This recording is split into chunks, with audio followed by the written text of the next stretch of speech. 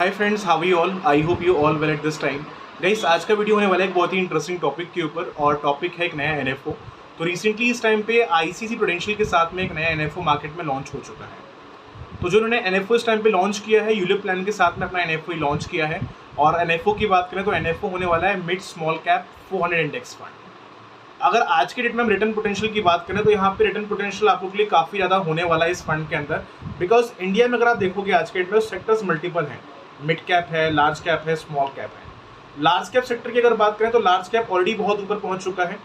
तो रिटर्न की अगर बात करें तो रिटर्न आप वहाँ से कोई बहुत ज़्यादा एक्सपेक्ट नहीं कर सकते हैं। हार्डली 17-18% और 19%, 20% मैक्सिमम। बट मिड कैप की बात करें, स्मॉल कैप की बात करें तो यहाँ पे रिटर्न काफ़ी शानदार लास्ट में आ चुके हैं। स्मॉल कैप के रिटर्न ऐसे भी आए हैं जो कि एक साल में इनके रिटर्न 70%, 60% तक के रिटर्न है। और मिड कैप के रिटर्न्स की बात करें तो मिड कैप के रिटर्न भी काफ़ी शानदार रहे हैं, जो कि लगभग 35, 40, 30% के आसपास रिटर्न मिड कैप के भी आ चुके हैं पास्ट परफॉर्मेंसेस के अंदर। तो जो पैसा आप इस फंड में इन्वेस्ट करने का प्लान कर रहे हैं, आपका पैसा कंपनी मिड कैप और मिड कैप और स्मॉल कैप स्टॉक्स में इन्वेस्ट करिए, लार्ज कैप नहीं है, सॉरी।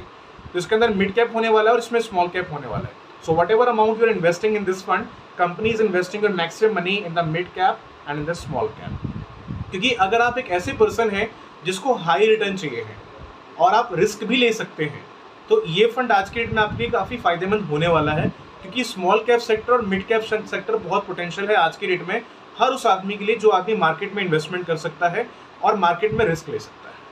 तो आइए वीडियो को शुरू करते हैं और अंडरस्टैंड करते हैं कि फंड एक्चुअली में क्या है, किस तरीके से काम करने वाला है, और अगर आप इसमें इन्वेस्टमेंट करने का इस टाइम पे प्लान कर रहे हैं तो आपको किन किन चीज़ों का ध्यान रखना चाहिए स्टार्टिंग से लेकर एंड तक। तो बने रहिए इस वीडियो में स्टार्टिंग से लेकर एंड तक, ताकि हम इन्फॉर्मेशन आपको देना चाहते हैं फंड के बारे में, उसका पूरा इन्फॉर्मेशन प्रॉपर तरीके से आपको मिलता रहे।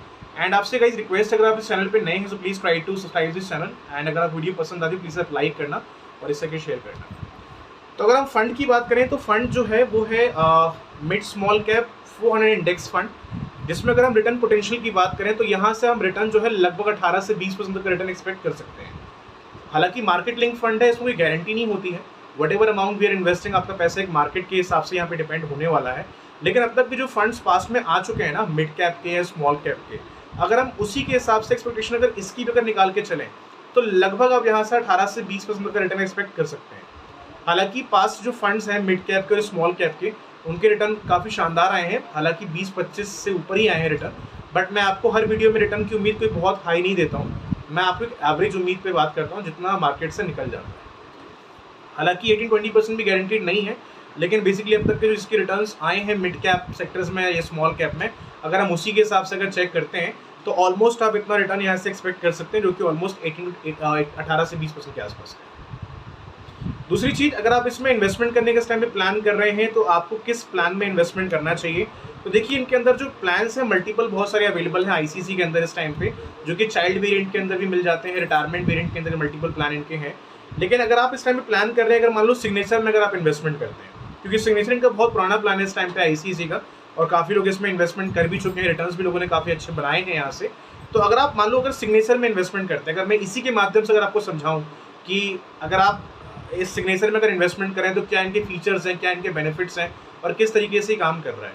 तो सबसे पहला फीचर मिल जाता है प्लान के अंदर हमें लाइफ कवर, एक टैक्स सेविंग और एक पार्शियल विड्रॉ फैसिलिटी। तो मतलब अगर मान लो हमने सिग्नेचर प्लान अगर परचेज किया अगले 15 साल 20 साल के लिए, मुझे अगर अपने पैसे अगर विड्रॉ करने हैं तो अपना पैसा मैं पार्शियल विड्रॉ कर सकता हूँ 5 ईयर्स के बाद में। ठीक है। दूसरी चीज़, अगर हम मान लो इस टाइम पे इन्वेस्टमेंट करने का प्लान कर रहे हैं इस फंड के अंदर, तो आपका पैसा कहाँ कहाँ लगाया जा रहा है।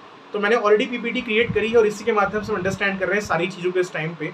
तो आपका जो पैसा कंपनी इस टाइम पे इन्वेस्ट कर रही है, आपका मैक्सिमम पैसा जो इन्वेस्ट हो रहा है, कंपनी इन्वेस्ट कर रही है आपका पैसा फाइनेंस सेक्टर के अंदर, कैपिटल गुड्स के अंदर, हेल्थ केयर के अंदर, ऑटोमोबाइल के अंदर, आईटी के अंदर, केमिकल्स के अंदर, कंज्यूमर सर्विसेज के अंदर, रियल एस्टेट के अंदर, सर्विसेज के अंदर, मेटल रिमेनिंग के अंदर, पावर के अंदर, कंस्ट्रक्शंस के अंदर, टेलीकम्युनिकेशंस के अंदर। तो सेक्टर्स के अंदर और भी अवेलेबल है जहाँ पर पैसा आज के डेट में आप इन्वेस्ट कर रहे हैं, और सेक्टर सारे के सारे एक बेस्ट सेक्टर हैं जो आने वाले टाइम में रिटर्न्स आपको अच्छा खासा बना के दे सकते हैं। बिकॉज गाइस, जैसे मैं हर वीडियो में आप लोगों से कहता हूँ, अगर आप मार्केट में इन्वेस्टमेंट कर रहे हैं तो आपको किन चीज़ों में फोकस करना बहुत ज़रूरी है। फोकस करना ज़रूरी होता है पोर्टफोलियो के अंदर कि अपना पैसा आप किस कंपनी के पोर्टफोलियो में इन्वेस्ट करने जा रहे हैं, क्योंकि पोर्टफोलियो ही बताता है किसी भी कंपनी का कि आने वाले टाइम में यहाँ से आपको रिटर्न अच्छा मिलेगा कि नहीं मिलेगा। अब आज के डेट में अगर देखा जाए तो लोग बहुत कह रहे हैं कि हमें इन्वेस्टमेंट ईवी में करना चाहिए, सोलर में करना चाहिए, ग्रीन एनर्जी के अंदर इन्वेस्टमेंट करना चाहिए। ऐसा क्यों कह रहे हैं लोग इसलिए कह रहे हैं बिकॉज आज की डेट में ये वो सेक्टर हैं जो धीरे धीरे ग्रो अप की तरफ बढ़ रहे हैं और आने वाले 10, 15, 5 साल में फ्यूचर इन्हीं का होने वाला है। चाहे हम इंफ्रास्ट्रक्चर की बात कर लें, ग्रीन इंडस्ट्रीज़ की बात कर लें, सोलर एनर्जी की बात कर लें या ईवी की बात कर लें, ये सेक्टर में आज के डेट में ऐसे मैक्सिमम लोग हैं जो अपनी श्योरिटी दे रहे हैं कि ये रिटर्न अच्छा बना के देंगे आने वाले टाइम के अंदर, और काफ़ी हद तक ये फैक्ट भी है बिकॉज आज के डेट में ये सेक्टर बहुत तेज़ी में ग्रो कर रहे हैं। तो कोई भी आदमी अगर आंख बंद के पैसा अगर आप इन्वेस्ट कर रहे हैं अपना इन स्टॉक्स के अंदर, तो लगभग आप अच्छा खासा रिटर्न एक्सपेक्ट कर सकते हैं। तो इसी टाइप से अगर आप किसी फंड में अगर इन्वेस्टमेंट कर रहे हैं, तो मैंने आपको कुछ इंडस्ट्रीज बताई कहाँ कहाँ पैसा आपका लगाया जा रहा है, तो आपको अंडरस्टैंड करना बहुत ज़रूरी है क्योंकि अपना आप एक हार्ड अर्न मनी इन्वेस्ट कर रहे हैं। So you should know about कि मैं जो पैसा अपना इसमें इन्वेस्ट करने जा रहा हूँ, मेरा पैसा किस किस कंपनी की स्टॉक्स में इन्वेस्ट हो रहा है। अगर हम इसमें कंपनीज़ की बात करें तो इसमें कंपनी होने वाला है आपका इंडियन होटल्स को लिमिटेड, मैक्स हेल्थ केयर आपका अवेलेबल है, इंस्टीट्यूट लिमिटेड, और इसके अलावा इसमें आपका फोर्टिस हॉस्पिटल है, पी फिनटेक आपका अवेलेबल है, MRF अवेलेबल है, लोपिन लिमिटेड अवेलेबल है आपका यहाँ पे, SDFC asset management company limited available है। मतलब टोटल इसमें 400 कंपनियां होने वाली हैं। मैंने आपको कुछ ही कंपनीज़ के फिलहाल नाम बताए हैं, मैं सबका नाम आपको एक वीडियो में नहीं बता सकता बिकॉज वीडियो बहुत लंबी हो जाएगी। तो आप एक बार कंपनीज़ की लिस्ट एक बार प्रॉपर तरीके से चेक करें ना कि मिड कैप में कौन कौन सी कंपनी है और स्मॉल कैप में कौन कौन सी कंपनी है। बहुत आसान है चेक करना, गूगल पे आप जाना, सिंपली सर्च कर लेना tell me the all the about the mid cap company list और small cap company list. Google में आप जाके सर्च करोगे ऑटोमेटिक आपको पूरी इन्फॉर्मेशन वहाँ से मिल जाएगी मिड कैप कंपनीज़ के बारे में और स्मॉल कैप कंपनीज़ के बारे में कि कौन कौन सी कंपनीज टाइम पे स्मॉल कैप के अंदर अवेलेबल है और कौन कौन सी मिड कैप के अंदर अवेलेबल है। तो उससे आपको एक आइडिया मिल जाएगा कि मैं अपना इन्वेस्टमेंट इस फंड में करने जा रहा हूँ, वाकई में ये सेक्टर पोटेंशियल है कि नहीं आने वाले टाइम। फिलहाल अगर मैंने मेरे एंड से अगर चेक किया जितने भी इसमें सेक्टर अवेलेबल है, मैक्सिमम सेक्टर वही है जो आने वाले टाइम में एक अच्छे खासी रिटर्न आपको बना के दे सकते हैं। जो मैंने एक्सरसाइज किया इस फंड के अंदर, what I observe in this fund कि जो भी इसमें कंपनी है, जो भी 400 कंपनी के स्टॉक्स अवेलेबल हैं मिड कैप और स्मॉल कैप के अंदर, सारे के सारे ऑलमोस्ट बेस्ट हैं। मतलब 400 कंपनी तो बिल्कुल परफॉर्मेंस नहीं देगी, ऑब्वियसली सी बात है, ये तो पॉसिबिलिटी है। कोई ना कोई स्टॉक ऐसे हैं जो रिटर्न थोड़ा बहुत डाउन भी देंगे, अप भी देंगे, बट ये है कि 400 में सारी की सारी जो मोस्टली कंपनी है वो अच्छी कंपनी है, खासकर मिड कैप सेक्टर की अगर बात करूँ तो। एंड अगर हम बात कर लें आज के डेट में कि इसमें NFO का स्टार्टिंग डेट कब से कब तक का है, तो स्टार्टिंग डेट जो होने वाला है वो है 1 मई का। मतलब अगर आप इस फंड को एज NFO का अप्लाई करना चाहते हैं तो इसको 1 मई से लेकर के 15 मई तक इसको अप्लाई कर सकते हैं। तो NFO की जो डेट है स्टार्टिंग से 1 तारीख से लेकर के 15 तक की इसकी डेट है। अगर आप इसको एज NFO अप्लाई करना चाहते हैं तो प्लीज़ इसको आप 1 तारीख से लेकर 15 तक के बीच में अप्लाई कर लीजिएगा। अलॉटमेंट वगैरह कंपनी लगभग वही 15-16 तारीख के आसपास ही आपको इसका अलॉटमेंट दे देगी। ठीक है, बात कर ले अगर NAV की प्राइस की, तो इसमें NAV का प्राइस रहेगा 10 रुपीज़ के हिसाब से। तो अपना आप NFO परचेज कर रहे हैं तो ऑब्वियसली सी बात है यहाँ पे NAV का प्राइस बहुत महंगा नहीं रहेगा। मोस्टली जो NFOs मार्केट में आते हैं उसका NAV का प्राइस 10 रुपीज़ ही रहता है। तो ये जो NFO रहेगा वो 10 रुपीज़ के हिसाब से आपको मिलेगा। तो अगर आप इसको 1 से लेकर 15 के बीच में अगर अप्लाई कर रहे हैं तो आप इसको 10 रुपीज़ के हिसाब से एज NFO अप्लाई कर सकते हैं। ठीक है, ऑलराइट। अगर हम मान लो इन्वेस्टमेंट कर रहे हैं इस फंड के अंदर, तो अब ये चूज़ करना बहुत ज़रूरी है कि मुझे कौन सा प्लान लेना चाहिए। क्योंकि हम म्यूचुअल फंड में इन्वेस्टमेंट करते हैं तो म्यूचुअल फंड में क्या होता है, अपना पैसा हम किसी फंड में इन्वेस्ट करते हैं। लेकिन अगर हम यूलिप में इन्वेस्टमेंट करते हैं, किसी का यूलिप के अगर फंड में इन्वेस्टमेंट करते हैं ना, तो वहाँ पर हमें प्लान खरीदना होता है। अब प्लान हर कंपनी के पास बहुत सारे अवेलेबल होते हैं, बट मेरे सामने सिग्नेचर का आ रहा है तो मैंने सिग्नेचर का ही ओपन कर लिया फिलहाल के लिए।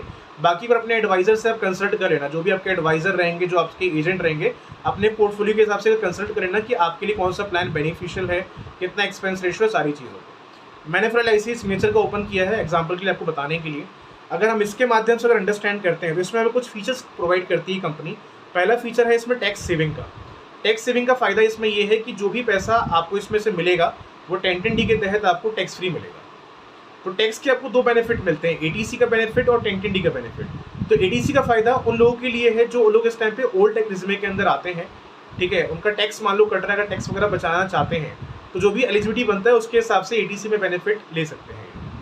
1010D की अगर बात करें तो 1010D का फ़ायदा ये है कि जितना भी मेचोरिटी का अमाउंट आपको यहाँ से मिलेगा वो पूरा का पूरा पैसा आपको 1010D के तहत टैक्स फ्री मिलेगा। यहाँ भी कैपिंग होती है।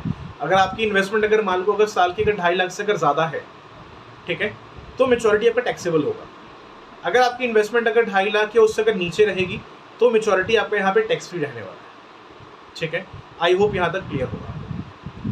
अगर बात कर लें हम लोग इसमें अनदर फीचर की कि अगर आप इसमें इन्वेस्टमेंट करने का प्लान कर रहे हैं तो आपको कितने साल के लिए इन्वेस्टमेंट करना चाहिए। बिकॉज काफ़ी लोग का सवाल हमेशा ये भी आता है कमेंट्स में जब हम वीडियो क्रिएट करते हैं कि आदित्य मुझे कितने साल के लिए परचेज करना चाहिए कि मैं एक अच्छे रिटर्न जनरेट कर सकूँ। तो देखिए ये एक यूलिप कैटेगरी का फंड है, तो इसमें थोड़ा सा कोशिश करिए कि आप लॉन्ग टर्म इन्वेस्टमेंट करिए।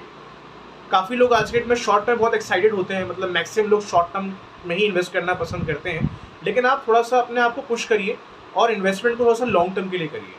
तो लॉन्ग टर्म करने से आपके लिए फ़ायदा ये है कि लॉन्ग टर्म में हमेशा मार्केट रिटर्न अच्छा ही देता है, और यहाँ अपना इन्वेस्टमेंट एक यूलिप ऑप्शन में करें, थोड़ा सा आप लॉन्ग टर्म जाओगे तभी आप थोड़ा सा अच्छा खासा फायदा देखने को मिल जाएगा। यहाँ लॉन्ग टर्म का मतलब ये है कि कम से कम एटलीस्ट 15 साल तो लीजिए प्लान को। पेमेंट टाइम आप 7 साल ले लो, 10 साल ले लो, वो आपकी चॉइस है, बट एटलीस्ट जो प्लान है 15 साल का करिए। 10 साल भी कर सकते हैं, 10 साल भी कोई बहुत शॉर्ट टर्म नहीं कहलाता है, क्योंकि से लॉन्ग टर्म ही है। तो 10 से 15 साल कम से कम जाइए अगर आप इस टाइप के फंड्स में अगर इन्वेस्टमेंट कर रहे हैं। रिटर्न पोटेंशियल काफ़ी अच्छा है, बट कोई भी अगर आप फंड लेते हैं, चाहे म्यूचुअल फंड परचेज करो, यूलिप परचेज करो, तो आपको लॉन्ग टर्म में जाना चाहिए, क्योंकि लॉन्ग टर्म में ही फायदा है। क्योंकि शॉर्ट टर्म में चाहे म्यूचुअल फंड में इन्वेस्टमेंट कर लो, यूलिप में इन्वेस्टमेंट कर लो, वहाँ पर आपको टाइम देना पड़ेगा। अगर आप सोचो मेरा पैसे 1 साल में बन जाए, 2 साल में बन जाए, तो नहीं बनेगा। You have to give the time at least of 10 to 15 year something, जहाँ पर एक आपको हैंडसम मैच्योरिटी बन के वहाँ से मिल जाती है। तो हमने टैक्स सेविंग क्लियर कर लिया है। दूसरा बेनिफिट यहाँ पे लाइफ कवर का है आपके लिए। लाइफ कवर का फायदा ये है, इन केस अगर मान लो अगर पॉलिसी टर्म के अंदर अगर पॉलिसी होल्डर के साथ मिसहैपनिंग हो जाती है, इन दैट केस आपके नॉमिनी को लाइफ कवर अमाउंट मिल जाएगा, और जो लाइफ कवर अमाउंट यहाँ पे रहेगा वो आपके सालाना प्रीमियम का 10 टाइम्स रहता है।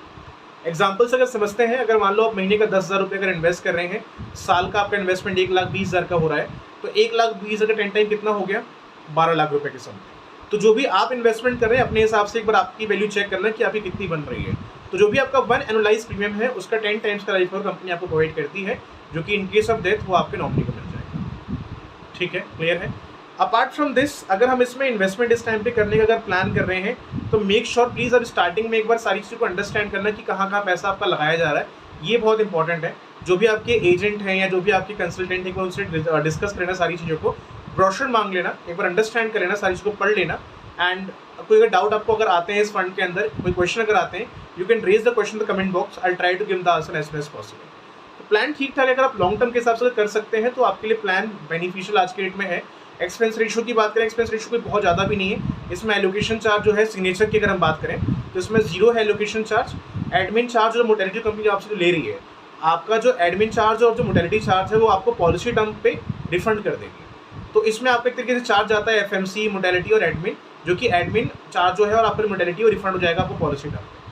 तो ऑप्शन बेटर है, but still before the investment एक बार अपने एजेंट से, अपने एडवाइजर से कंसल्ट कर लेना सारी चीज़ों को, बिकॉज हर किसी आदमी का पोर्टफोलियो अलग अलग होता है। तो आपके एज के हिसाब से कितना पॉलिसी टर्म ठीक है, एक बार आप कंसल्ट करना अपने एडवाइजर से और उसके हिसाब से अपना इन्वेस्टमेंट करना। एंड कोई भी क्वेश्चन माइंड में अगर रहते हैं रिगार्डिंग दिस फंड, कोई भी अगर सवाल है मन में आपके, प्लीज़ बेशक अपना क्वेश्चन आप रेज करिए कमेंट बॉक्स के अंदर, ताकि हम जो भी डिसीजन लेने जा रहे हैं इस फंड के अंदर प्रॉपर तरीके से ले सकें।